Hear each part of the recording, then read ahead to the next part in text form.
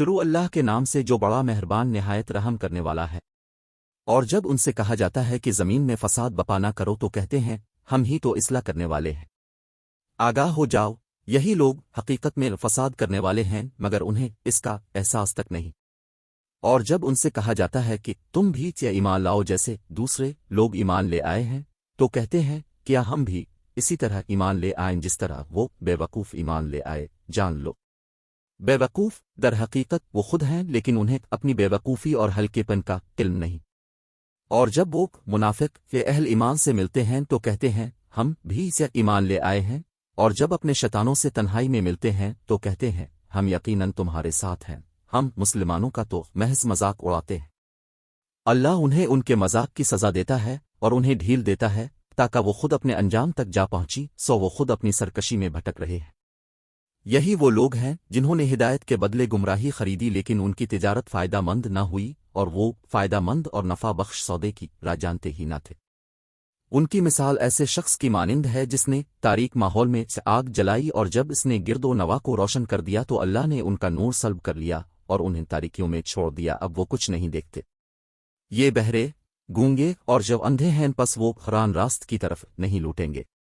ان کی مثال اس بارش کی سی ہے جو آسمان سے برس رہی ہے جس میں اندھیریاں ہیں اور گرج اور چمک بھی ہے تو وہ کڑک کے باعث موت کے ڈر سے اپنے کانوں میں انگلیاں ٹھونس لیتے ہیں، اور اللہ کافروں کو گھیرے ہوئے ہے۔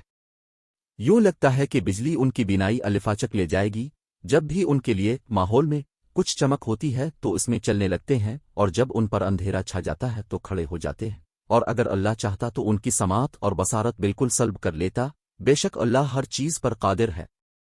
اے لوگو، اپنے رب کی عبادت کرو جس نے تمہیں پیدا کیا اور ان لوگوں کو بھی جو تم سے پیشتر تھے تاکہ تم پرہیزگار بن جاؤ، جس نے تمہارے لیے زمین کو فرش اور آسمان کو عمارت بنایا اور آسمانوں کی طرف سے پانی برسایا، پھر اس کے ذریعے تمہارے کھانے کے لیے انواع و اقسام کے پھل پیدا کیے، پس تم اللہ کے لیے شریک نہ ٹھہراؤ حالانکہ تم حقیقت حال جانتے ہو۔ اور اگر تم اس کلام کے بارے میں شک میں مبتلا ہو جو ہم نے اپنے برگزیدہ بندے پر نازل کیا ہے تو اس جیسی کوئی ایک صورت ہی بنا لاؤ، اور اس کام کے لیے بے شک اللہ کے سوا اپنے سب حمایتیوں کو بلا لو اگر تم اپنے شک اور انکار میں کیا سچے ہو۔ پھر اگر تم ایسا نہ کر سکو اور ہرگز نہ کر سکو گے تو اس آگ سے بچو جس کا ایندھن آدمی یعنی کافر اور پتھر یعنی ان کے بت ہیں جو کافروں کے لیے تیار کی گئی ہے۔ اور اے حبیب، اب ان لوگوں کو خوشخبری سنا دیں جو ایمان لائے اور نیک عمل کرتے رہے کہ ان کے لیے بہشت کے باغات ہیں جن کے نیچے نہریں بہتی ہیں، جب انہیں ان باغات میں سے کوئی پھل کھانے کو دیا جائے گا تو اس کی ظاہری صورت دیکھ کر کہیں گے یہ تو وہی پھل ہے جو ہمیں دنیا میں پہلے دیا گیا تھا، حالانکہ انہیں صورت میں ملتے جلتے پھل دیے گئے ہوں گے۔ ان کے لیے جنت میں پاکیزہ بیویاں بھی ہوں گی اور وہ ان میں ہمیشہ رہیں گے۔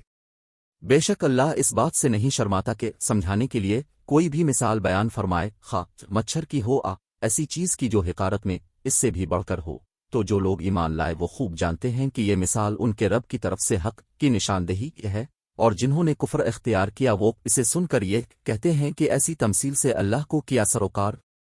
اس طرح سے اللہ ایک ہی بات کے ذریعے بہت سے لوگوں کو گمراہ ٹھہراتا ہے اور بہت سے لوگوں کو ہدایت دیتا ہے، اور اس سے صرف انہی کو گمراہی میں ڈالتا ہے جو پہلے ہی نافرمان ہے۔ یہ نافرمان وہ لوگ ہیں جو اللہ کے عہد کو اس سے پختہ کرنے کے بعد توڑتے ہیں اور اس تعلق کو کاٹتے ہیں جس کو اللہ نے جوڑنے کا حکم دیا ہے اور زمین میں فساد بپا کرتے ہیں، یہی لوگ نقصان اٹھانے والے ہیں۔ تم کس طرح اللہ کا انکار کرتے ہو حالانکہ تم بے جان تھے، اس نے تمہیں زندگی بخشی، پھر تمہیں موت سے ہمکنار کرے گا اور پھر تمہیں زندہ کرے گا، پھر تم اسی کی طرف لوٹائے جاؤ گے۔ وہی ہے جس نے سب کچھ جو زمین میں ہے تمہارے لیے پیدا کیا، پھر وہ کائنات کے بالائی حصوں کی طرف متوجہ ہوا تو اس نے انہیں درست کر کے ان کے ساتھ آسمانی طبقات بنا دیے، اور وہ ہر چیز کا جاننے والا ہے۔ اور وہ وقت یاد کریں جب آپ کے رب نے فرشتوں سے فرمایا کہ میں زمین میں اپنا نائب بنانے والا ہوں، انہوں نے عرض کیا تو زمین میں کسی ایسے شخص کو نائب بنائے گا جو اس میں فساد انگیزی کرے گا اور خون ریزی کرے گا، حالانکہ ہم تیری حمد کے ساتھ تسبیح کرتے رہتے ہیں اور ہما وقت کے پاکیزگی بیان کرتے ہیں۔ اللہ نے کیا فرمایا، میں وہ کچھ جانتا ہوں جو تم نہیں جانتے۔ اور اللہ نے آدم علیہ السلام کو تمام اشیاء کے نام سکھا دیے، پھر انہیں فرشتوں کے سامنے پیش کیا اور فرمایا مجھے ان اشیاء کے نام بتا دو اگر تم اپنے خیال میں سچے ہو۔ فرشتوں نے عرض تیری ذات ہر نقص سے پاک ہے، ہمیں کچھ علم نہیں مگر اسی قدر جو تو نے ہمیں سکھایا ہے، بے شک تو ہی سب کچھ جاننے والا حکمت والا ہے۔ اللہ نے فرمایا، اے آدم، اب تم انہیں ان اشیاء کے ناموں سے آگاہ کرو۔ پس جب آدم علیہ السلام نے انہیں ان اشیاء کے ناموں سے آگاہ کیا تو وہ اللہ نے فرمایا، کیا میں نے تم سے نہیں کہا تھا کہ میں آسمانوں اور زمین کی سب مخفی حقیقتوں کو جانتا ہوں، اور وہ بھی جانتا ہوں جو تم ظاہر کرتے ہو اور جو تم چھپاتے ہو۔ اور وہ وقت بھی یاد کریں جب ہم نے فرشتوں سے فرمایا کہ آدم علیہ السلام کو سجدہ کرو تو سب نے سجدہ کیا سوائے ابلیس کے، اس نے انکار اور تکبر کیا اور نتیجہ کافروں میں سے ہو گیا۔ اور ہم نے حکم دیا، اے آدم، تم اور تمہاری بیوی اس جنت میں رہائش رکھو اور تم دونوں اس میں سے جو چاہو جہاں سے چاہو کھاؤ، مگر اس درخت کے قریب نہ جانا ورنہ حد سے بڑھنے والوں میں شامل ہو جاؤ گے۔ پھر شیطان نے انہیں اس جگہ سے ہلا دیا اور انہیں اس راحت کے مقام سے جہاں وہ تھے الگ کر دیا، اور بالاخر ہم نے حکم دیا کہ تم نیچے اتر جاؤ، تم ایک دوسرے کے دشمن رہو گے۔ اب تمہارے لیے زمین میں ہی معاونہ مدت تک جائے قرار ہے اور نفع اٹھانا مقدر کر دیا گیا ہے۔ پھر آدم علیہ السلام نے اپنے رب سے عاجزی اور معافی کے چند کلمات سیکھ لیے، پس اللہ نے ان کی توبہ قبول فرما لی، بے شک وہی بہت توبہ قبول کرنے والا مہربان ہے۔ ہم نے فرمایا، تم سب جنت سے اتر جاؤ، پھر اگر تمہارے پاس میری طرف سے کوئی ہدایت پہنچے تو جو بھی میری ہدایت کی پیروی کرے گا نہ ان پر کوئی خوف طاری ہوگا اور نہ وہ غمگین ہوں گے، اور جو لوگ کفر کریں گے اور ہماری آیتوں کو جھٹلائیں گے تو وہی دوزخی ہوں گے، وہ اس میں ہمیشہ رہیں گے۔ اے اولاد یعقوب، میرے وہ انعام یاد کرو جو میں نے تم پر کیے اور تم میرے ساتھ کیا ہوا وعدہ پورا کرو، میں تمہارے ساتھ کیا ہوا وعدہ پورا کروں گا، اور مجھ ہی سے ڈرا کرو۔